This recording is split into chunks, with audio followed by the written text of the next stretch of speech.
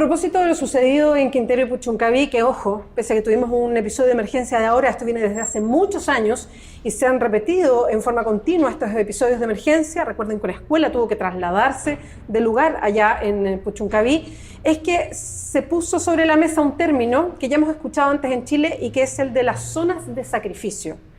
De hecho, no es que la institucionalidad sí lo reconozca y aparezca en una ley, y lo vamos a conversar, ese es el detalle. Pero el otro día hasta la ministra del Medio Ambiente hablaba de la zona de sacrificio. Entonces uno se pregunta, ¿cuán ético puede resultar para un Estado reconocer que tiene zonas de sacrificio? Bueno, es parte de los temas que vamos a abordar con María Paz Aedo, que nos acompaña ahora. Ella es académica, es postdoctorante en el Instituto de Estudios Avanzados de la USACH. ¿Cómo estás, María Paz? Muchas gracias por acompañarnos. Hola, Beatriz, gracias por invitar. Primero el concepto. ¿Dónde nace el concepto de zonas de sacrificio? En Estados Unidos, a partir de crisis ambientales que tenían que ver con la instalación de megaproyectos en territorios donde después de la saturación ocurrió una serie de impactos sociales, ambientales, en donde se entendía que la razón de instalar allí esas empresas era porque tenían vocación industrial. Entonces se trata de territorios en donde se ha optado deliberadamente por instalar empresas en aras de un cierto modelo de desarrollo y que las consecuencias que vinieran en realidad eran esperables. Se sabía que esto iba a ocurrir. Para seguir esa misma línea, que es bien tremendo, y ya los vamos a ir desmenuzando, ¿cuáles son las consecuencias de cuando existe una zona de sacrificio que finalmente se hace esta relectura y se dice esta es o fue una zona de sacrificio? Lo que termina ocurriendo es que se devasta completamente el agua, el aire, la tierra, muere la biodiversidad y por supuesto afecta la salud de las personas de manera grave, hasta volverlas inhabitables. O sea, lo de Quintero y Puchuncaví claramente es una zona de sacrificio en Chile. Sí. ¿Hay más zonas de sacrificio en Chile? Sí, también está la zona de Mejillones, que tiene un complejo industrial bastante antiguo. Huasco también se considera una zona de sacrificio. Coronel también es una zona importante. Tocopilla, fundamentalmente en el norte y fundamentalmente asociadas a la minería, como en un país minero como este. Cuando decimos un país minero estamos asumiendo que va a haber este tipo de zonas, porque ¿dónde se instalan si no las empresas? Esa es la lógica. Entonces es como, vamos a instalarnos aquí porque no podemos instalarnos en otro lado y es mejor que esté todo aquí, porque si no estaría todo disperso a lo largo de la costa, ¿no? Entonces hay zonas en donde se dice, bueno, es parte de lo que ocurre en un país que debe desarrollarse en base a materia prima como el nuestro, y es parte de lo que tiene que ocurrir, se naturaliza de algún modo. Tú mencionas varios puntos que son interesantes de tocar, como el tipo de modelo de desarrollo que se tiene, el establecer dónde nos instalamos y básicamente llegar a un lugar donde ya hay población, porque se asume que, bueno, está todo hecho ahí, entonces es más barato, me imagino, la mano de obra, las personas que se necesitan para el trabajo están ahí mismo, en fin. ¿Se puede revertir una zona de sacrificio? ¿Se puede revertir ese proceso y que las personas puedan volver a vivir en un lugar libres de contaminación? Esa es la gran pregunta precisamente a propósito de lo de Quintero y Puchuncaví, porque hay un nivel de daño que ocurre como con cambio climático, con cualquier fenómeno ambiental, en que la capacidad de carga del ecosistema es ampliamente superada por este tipo de procesos. Entonces, no tenemos muy claro cómo revertir. Lo que sí sabemos es cuál es la consecuencia y qué está ocurriendo coyunturalmente con la consecuencia, pero finalmente revertir implicaría una serie de medidas que no tienen que ver solo con la coyuntura, tiene que ver con cuál es el tipo de país en el que queremos vivir, qué queremos hacer con el país en realidad.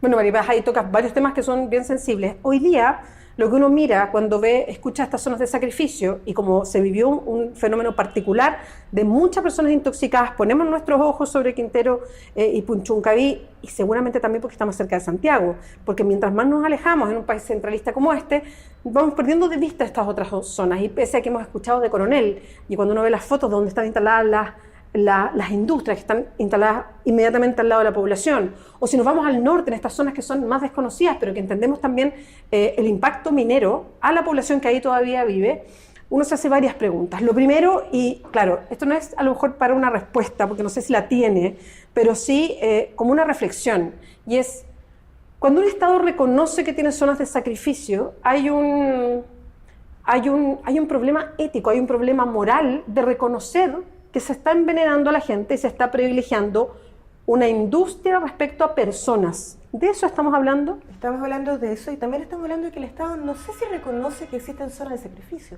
El Estado tiende a reconocer que existen zonas con ciertas vocaciones. Que eso después redunde en una zona de sacrificio o en algo más bien que denuncie la ciudadanía, la sociedad civil, toda vez que ya se ha producido el daño. Lo que el Estado ha venido haciendo es decidir que hay zonas en donde hay ciertas aptitudes posibles. Entonces asumimos que el norte es una zona de vocación minera, ergo luego se termina traduciéndose en una zona de sacrificio donde ocurre una serie de impactos, pero que el Estado no se hace cargo finalmente, porque tenemos unas normas que no se condicen con el nivel de daño que está ocurriendo en este momento. Y también porque hay un montón de problemas asociados a la institucionalidad, también bueno, si me permites decirlo, también a la relación que ha habido no muy limpia entre la aprobación de ciertos proyectos y ciertas autoridades. Es un lío esta situación que tiene que ver con cuál es el sentido del desarrollo. De hecho, en Quintero Puchuncaví, a propósito de lo que dice María Paz, hay varios reportes, no solamente periodísticos, sino también conversando con gente que es activista en estos temas, donde denuncian efectivamente que hay formas sospechosas, pongámoslo así, ¿no? Sospechosas de aprobación de uno y otro proyecto, expansión de proyectos, más proyectos, en fin, pese a que hay legislación al respecto o que hay compromisos al respecto. Entonces, ahí también uno se hace muchas preguntas respecto a lo que pasa en Quintero Puchuncaví en específico, pero también en otras zonas del país. Recuerdo con Onel, cuando los pobladores, los vecinos, se enfrentaron a la termoeléctrica y la Corte ordenaba ciertas medidas que debía tomar la industria, y la industria lo que hacía era recurrir una y otra vez solamente para ir alargando el periodo en que no tomaba ningún tipo de acción a la que le obligaba la justicia. Entonces, digamos que siempre hay este desequilibrio de poder entre lo que pueden representar ciudadanos que viven en un lugar en específico respecto a la gran industria, a propósito del modelo. Y por eso te quería preguntar, cuando tú hablas de zonas de sacrificio, ¿qué es lo que le pasa o qué le puede pasar a las personas que están viviendo ahí? Enfermar en lo inmediato, como lo que está ocurriendo ahora, intoxicaciones graves de niños, y ha habido, según se ha denunciado, de mujeres en zona de sacrificio, organizaciones locales, mujeres que han perdido a sus bebés. Uno se pregunta dónde está la defensa de la vida cuando se trata de estas personas, ¿no? Pero a largo plazo también hay casos de cáncer que no está descartada la correlación. Esto es importante decir, porque uno de los argumentos que se presenta para decir si hay o no tal impacto, o qué tan grave es el impacto, es establecer que efectivamente hay una causa directa entre la enfermedad de las personas y el tipo de contaminante. Y aquí me gustaría invocar un poco el tema del principio precautorio, que es parte de la Agenda 21 que ha suscrito el Estado chileno, que es, en la medida que no esté descartada la correlación, es mejor no hacer ciertas cosas.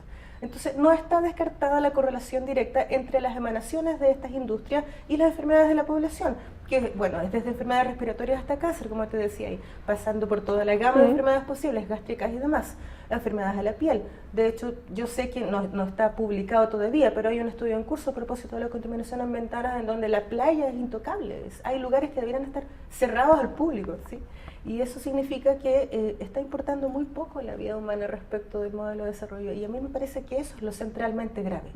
Es la sensación de, no importa cuánta gente se enferme, no importa cuántas personas estén ahora en una situación crítica, no importa que haya niños en este momento que están en la escuela en toma, porque eso es lo que está pasando en Quintero. No importa tanto como importa que haya desarrollo industrial, que haya crecimiento económico, que haya Producto Interno Bruto. A mí siempre me ha llamado mucho esto la atención, porque finalmente, alguna vez lo conversábamos, como ¿cuántos niños enfermos vale lo que el Estado puede entregar en términos de educación gratuita, por ejemplo, subvenciones, subsidio en general? ¿Cuál es el costo del ingreso del Estado, por ejemplo? O cuán importante es que esté el crecimiento económico, ¿no es cierto?, estándar respecto a una industria privada que está haciéndole esto a la gente en el territorio nacional. O que se entienda el crecimiento o el desarrollo sin incluir a las personas, sino que incluyendo solamente las cifras de producción de una industria. Eso es desarrollo, claro, ahí uno se hace la pregunta.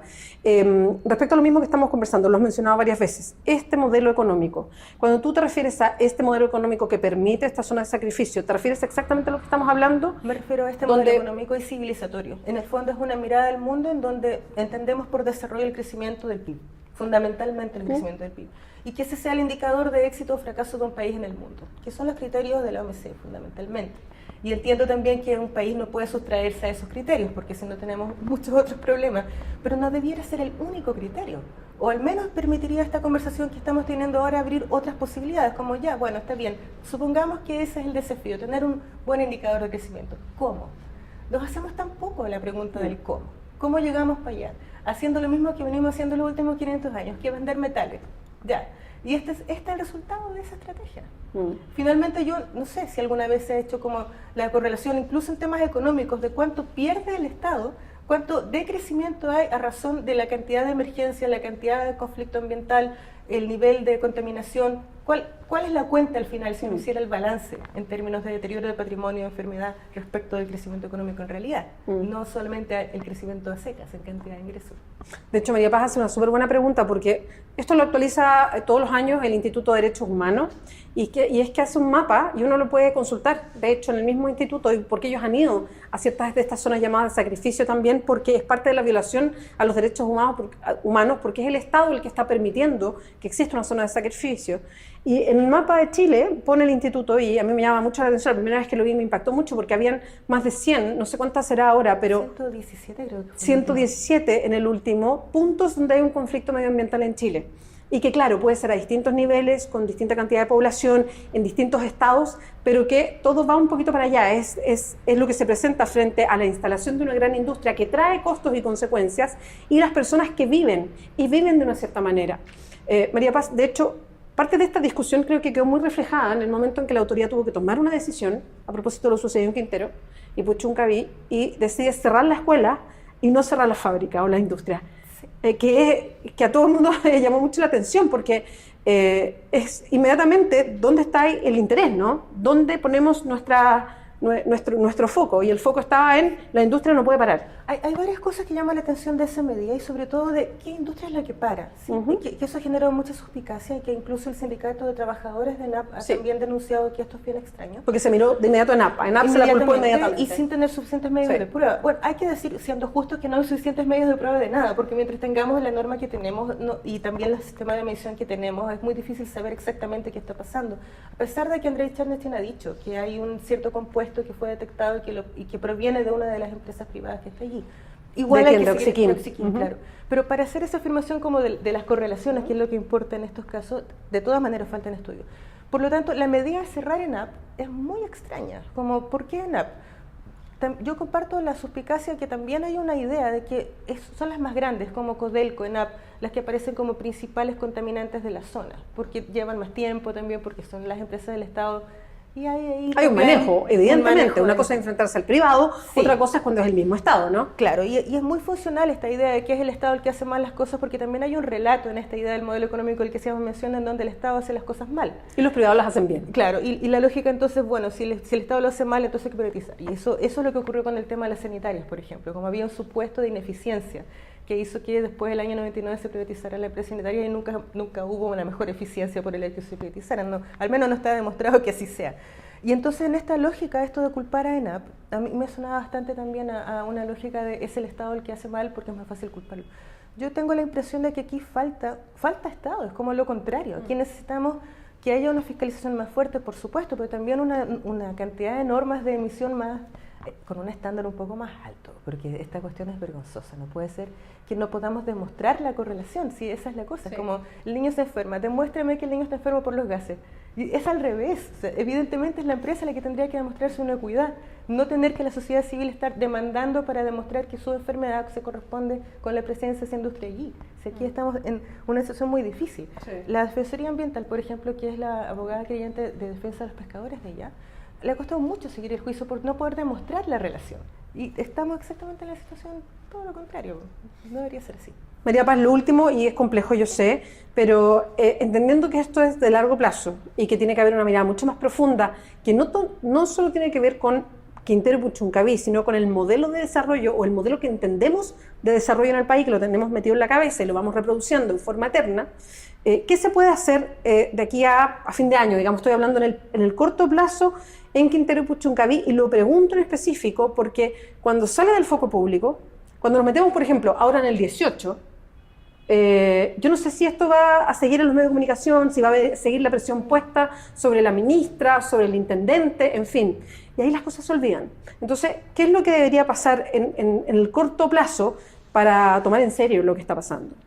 Bueno, yo quisiera recoger aquí el petitorio del Cabildo Abierto de Puchuncaví y Quintero, que lo que plantean es, necesitamos urgentemente saber qué es lo que nos está enfermando. Esa es la principal cuestión en lo inmediato, porque sigue ocurriendo la emergencia y han parado distintos momentos en ENAP y otras, y sigue ocurriendo. Entonces hay que saber cuál es la fuente. Yo entiendo que, esto lo voy a recoger también de la Defensoría, en el momento de la emergencia llegó la implementación para medir cosas que antes no se habían podido medir. Ahora está también la delegación de la Organización Mundial de la Salud. Supongo que ahí también va a emerger algunas otras medidas, algunas otras posibilidades o recomendaciones. Yo entiendo que técnicamente es posible hacer más de lo que se está haciendo. Sin ser experta en mediciones de contaminantes, supongo que hay un tema también de voluntad, de querer medir y entonces buscar la solución. Y en lo inmediato responder a las emergencias con el tema de la enfermedad. En el mediano plazo, evidentemente esto implica hacer una revisión de las resoluciones de calificación ambiental en el caso de las empresas que se han instalado más recientemente y hacer una evaluación estratégica del impacto sinérgico de estas empresas aquí. Es decir, no puede ser que solamente por el hecho de que fueron instaladas en un periodo anterior a la legislación actual no sea revisable lo que está ocurriendo en este momento. La ley en este momento no lo establece así. No se puede mirar con resolución de calificación ambiental algo que se instaló hace 50 años, pero entonces ¿qué? Nos vamos a quedar así como, bueno, no se puede hacer nada, estaba hecho con la norma antigua. Claro, estamos con la mano atada. Claro, no, es evidente que necesitamos modificar este tipo de cosas para poder observar cotidianamente y periódicamente cuál es el impacto real de las empresas en los territorios. Y yo tengo la impresión de que aquí hay algo importante de decir. Hay un ejercicio de construcción de conocimiento desde la población que es importante validar. Es decir, el registro de enfermedades que lleva a la propia familia o que lleva a la gente es una información válida. O sea, no basta solamente con traer a la ciencia a decir aquí está ocurriendo un daño. El daño denunciado por la comunidad debiese ser considerado también como evidencia del fenómeno y no solamente esperar a que vengan los científicos y decir como, bueno, sí, había correlación entre los gases y no sé qué, porque a mí me parece bastante insultante lo que ha ocurrido recientemente con respecto a decir que la gente está en una histeria colectiva, se dijo que el tema exactamente, el ministro de la Salud lo lanzó después.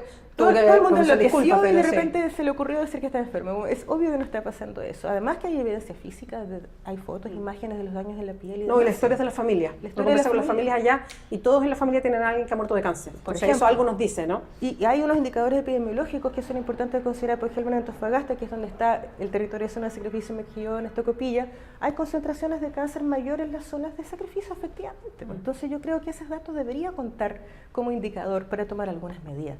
Y sigo pensando, es un problema de planificación, de ordenamiento territorial, de cómo lo hacemos para contener la expansión, porque hay que tener en cuenta que hay proyectado la expansión del puerto en esta zona. Entonces no es algo que se vaya a detener ahora, está la idea de que se puede seguir aumentando el daño que ya hay, lo que me parece bastante insólito.